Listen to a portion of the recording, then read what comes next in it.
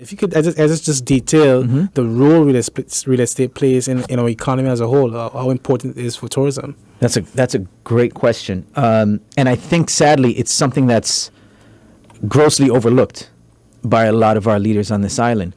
So for me, look, we're a tourism-based economy. There's no dispute in that. Everyone knows that. Then if we look at the type of visitors that we get, you have your cruise passengers, you have your hotel guests, you have timeshare owners, you have people that come in and rent villas, and then you have people that come here that own a property here on island. And if you look at the contribution towards the economy, the overall wheels of the economy, somebody who buys a second or third home here in St. Martin as a vacation property is by far the most important tourism demographic we have. Like the amount that they contribute to the economy is, you can't even compare. I think it will probably add up to more than all the other groups of tourism combined. And I don't know the numbers, but I'm sure it's on that level, to that extent. And I think it's grossly overlooked by a lot of our leaders and decision makers. So if somebody purchases a second or third home here, one, this is somebody with a large disposable income.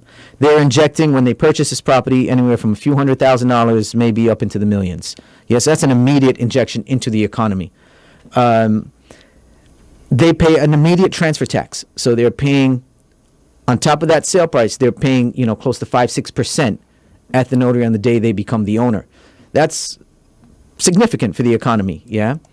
And then also, from that transaction, you have people such as myself that make a living. Myself, you have housekeepers, you have gardeners, you have engineers, architects, so many other supporting businesses that will get impacted by a real estate transaction. So now the house is sold. They either had it fixed up before it sold or right after it sold, right? So there's contracts, there's upkeep, stimulation throughout the economy on all different levels. Okay. And then these are all local businesses, again, such as myself, housekeepers, contractors, et cetera, et cetera. These are all local businesses that now in turn pay taxes, or should be paying taxes, let's say, yeah? So the economic spin-off is so hard to measure, but it's really ongoing. It's not a trickle-down effect. It's a raining effect. It makes it rain on our economy, yeah, literally, when you have a lot of real estate transactions. And again, the contribution of the person who has a second or third home here in St. Martin, let's look in time of crisis. So let's take post-Irma, the worst crisis we've had in our history. You know who was the first people booking flights to come here? People that own a property here. They saw on CNN the disaster, and they couldn't wait to come here and check on their properties. And then, as soon as they got here, guess what? All of them had cash in their pocket, and they were hiring contractors immediately. Clean this. So they were stimulating the economy. The first wave of economic activity really on the island, from international at least, was homeowners coming here. And believe me, there was no tourists trying to come to this island. The tourists forgot about us at that point, and they will forget about us for a few years until, we cleaned up. Right, but the homeowner couldn't wait to get on that flight because they want to check on their property. They have a vested interest. They've got a stake in our recovery as well. And a lot of them do a lot of philanthropic efforts that go undocumented. So they might throw a bonus into that housekeeper's hand or the gardener's hand.